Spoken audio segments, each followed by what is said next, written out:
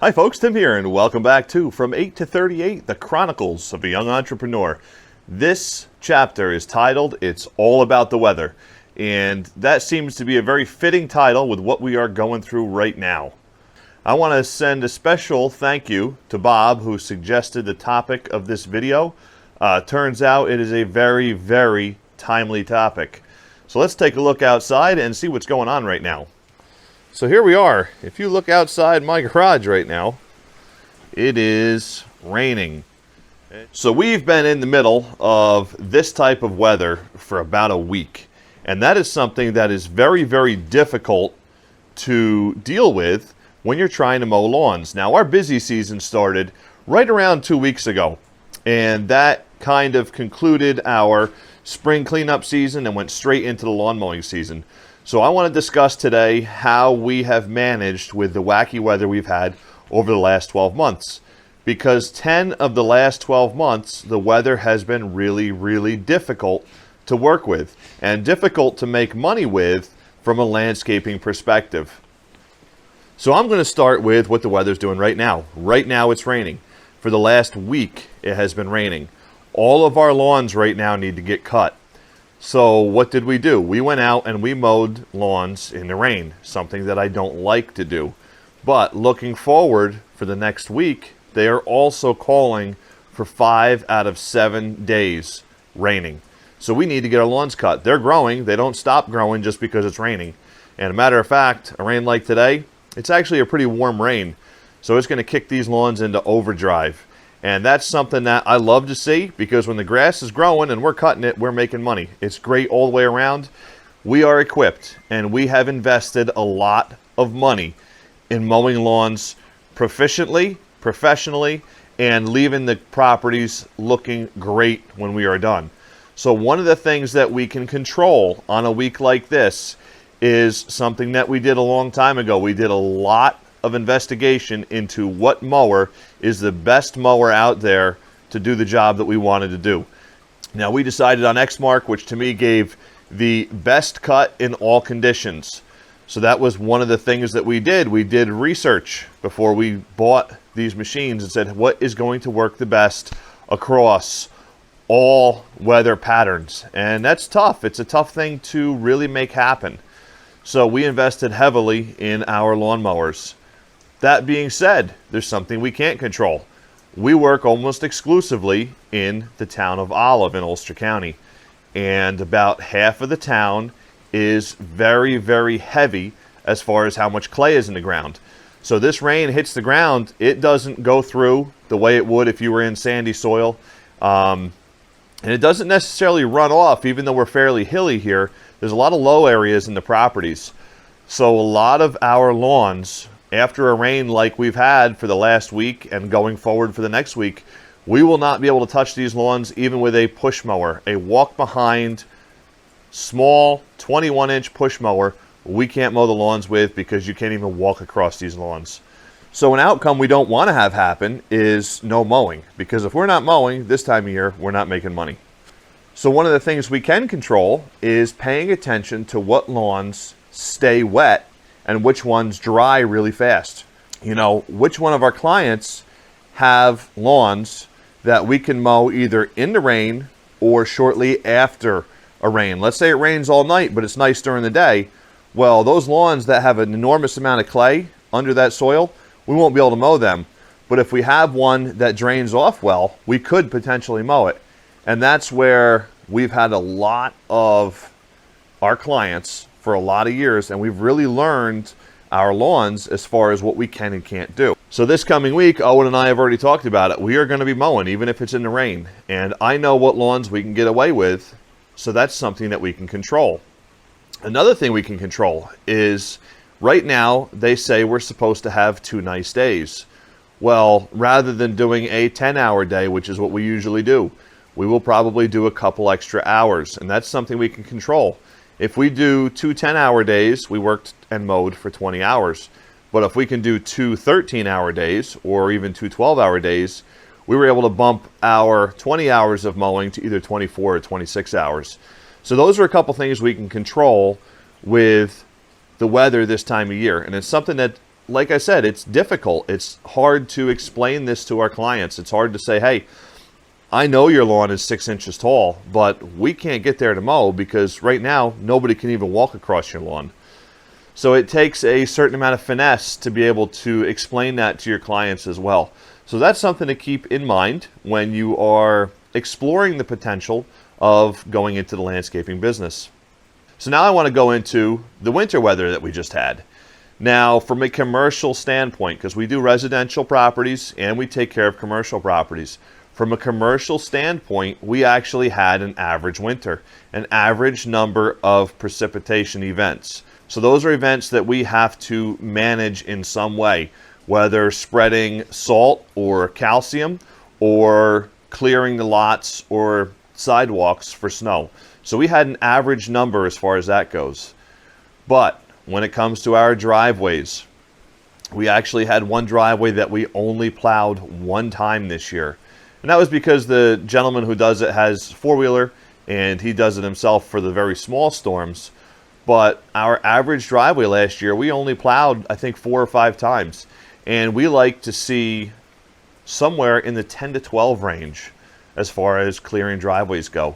So that was a very, very difficult thing to overcome this winter, especially since this was the first winter that we actually had full-time help and full-time employee on staff all winter long. So that was something that we had to overcome as a business, and I think we did. We managed quite well throughout the winter. We actually transitioned from doing the normal snow plowing work to doing a lot of other work this winter. So for instance, in February, usually there's snow cover on the ground. This year in February, we did not have snow cover on the ground. So we went out and all the properties that we maintain for lawn care, we went out and we did a stick pickup. Now, you might say, well, that's kind of a waste of time and you'll just have to do more cleanup later on in the growing season. You're right. We will have to do more cleanup later in the growing season. But the funny thing about sticks, you never have to pick up the same stick twice. So if a stick falls out of the tree and you pick it up and remove it, if there's another one there in the spring, well, then 2 would have fallen. But at least you got that first one cleaned up. So that was something that we did just to kind of get ahead of our crazy season or our early growing season work. And another thing that we did was any of the clients that didn't want us to cut the landscape grasses in the fall, we went in and we cut them in February. Now that allowed for a lot of time savings. So I figured it out, and with the stick pickup that we did and the grass cutting, those ornamental grasses, along with some minor pruning, we went to a few different properties and we pruned some of their trees and we pruned some ornamental shrubbery, things like that. So we did some pruning that we usually wouldn't do until the end of March, but we did it mid-February because we had time.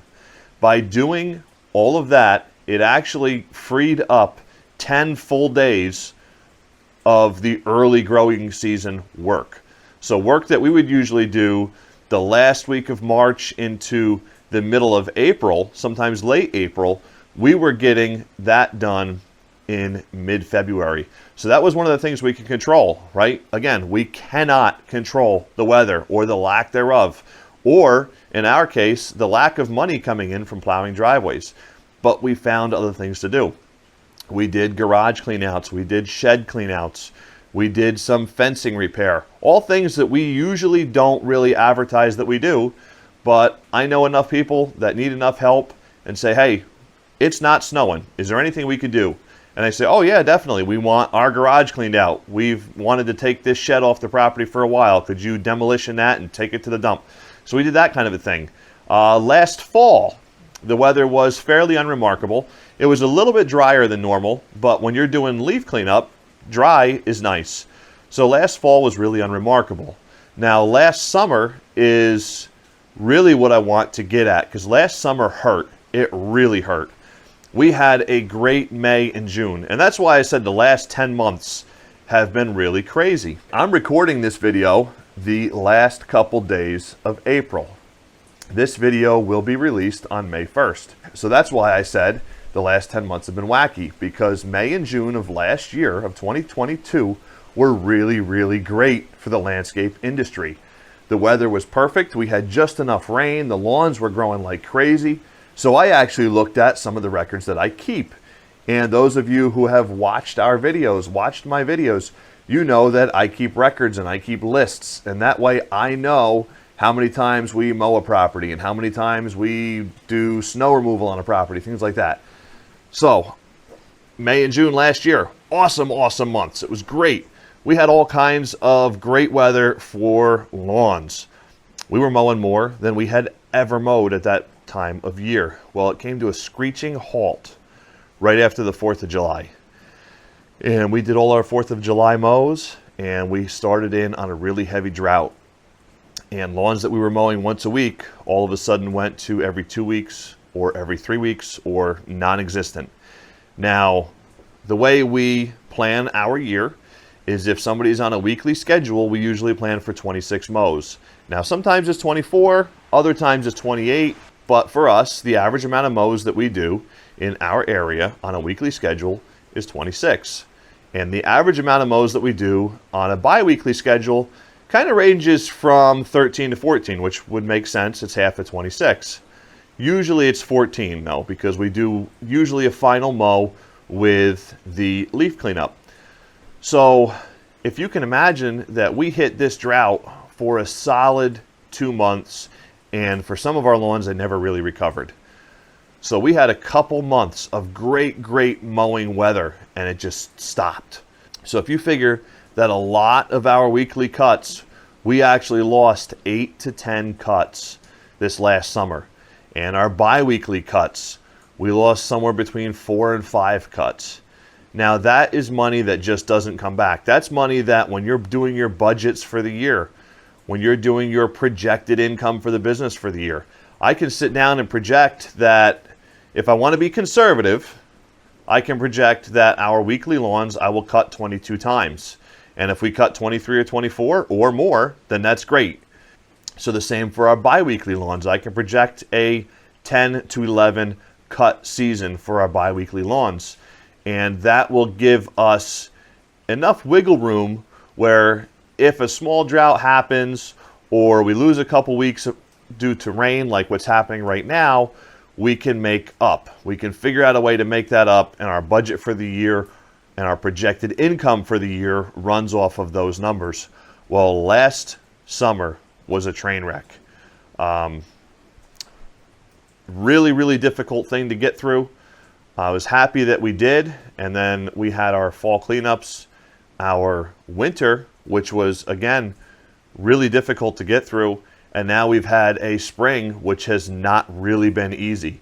So it has been a difficult 10 months in the landscape world, but with proper business planning and financial management, you can make it through this. So one of the things that my friends and I used to talk about a lot was making it through the winter as a landscaper. And we've always said that you cannot plan on winter work as far as residential work. Now, once you get into the commercial snow work, it's a little bit different because you have signed yearly contracts. So that, you're going into October knowing that your first winter contract payment is coming in November, December, however you have the contract worded. So you have contract money coming in across the winter. But as a mainly residential landscape contractor, which is what we've been since our inception, the winter is something that you really have to plan for. And what we like to do is by the end of July, that's usually my shoot for date, is by the end of July, I like to have enough money in the business savings account to be able to carry us through a non-event winter or a one-event winter. That's usually what the goal is, because you never know what's going to happen with the weather. The weather's wacky. We can't control it. So again, what can you control? You can control your finances, your business finances, to ensure that you can make it through the winter, maybe not in a great spot. You can keep your doors open. You can restart your business with all kinds of energy in the spring, and your guys are back working for you and everything's good to go as long as you prepare for the winter. Well, as you can imagine, going through a severe drought in the summer is really difficult. So one of the things, like I said, we want to have our winter savings put aside at the end of July. Well, beginning of July is when the drought started. And by putting winter savings aside, you assume that you don't have to touch those savings during the growing season because that's where your money's coming from, the growing season. Well, last year, we didn't have that income the way we usually do in August or September, early October, or late July. So we lost almost 3 months of our regular income. So you might say, what did we do? Well, so one of the things that we did to overcome a drought last summer was we adapted. We found different things that we could do, just like we did this last winter. We found different things that we could do. We put in a new fence for somebody. That's something that we sometimes have time to do, but don't always. We shuttled water. I put IBC totes in the back of the truck and on the trailer, and we shuttled water to people whose plants were dying because they had no water. So I was able to have a good water supply that I could tap into, and we filled these totes, and we were delivering anywhere from 550 to 1,000 gallons at a time to various properties who had very, very expensive and extensive plantings that they didn't want to have die. So we did that. We did deliveries with the truck and with the dump trailer. We kind of burned through our firewood deliveries that we usually do in the fall in the summer, which was fine. We also did dump runs, same as we did over the winter. We installed some rock borders, did a little bit of rock wall work. So we did a lot of different work for our clients, and very, very grateful to our clients for keeping us in work, because they could have said, hey, the lawn's not growing, I guess we don't have to spend any money. But instead what they did was, hey, the lawn's not growing, so instead of paying Tim $100 a week to mow the lawn and do all these other things that we usually pay him, let's pay him $100 a week to do other stuff.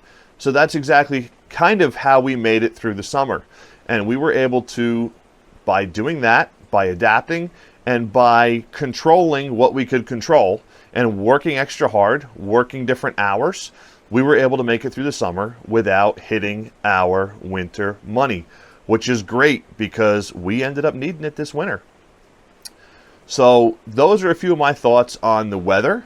And again, you can't control it, but pick and choose what you can control. So that's all for today, folks. Thank you for watching From 8 to 38, the Chronicles of a Young Entrepreneur. It's all about the weather. And again, thank you to Bob for suggesting this subject. If there is a subject or a topic that you would like me to cover, please comment below this video or send us an email, elmendorfacres@gmail.com. Thanks for watching. Please like, please subscribe, and please share.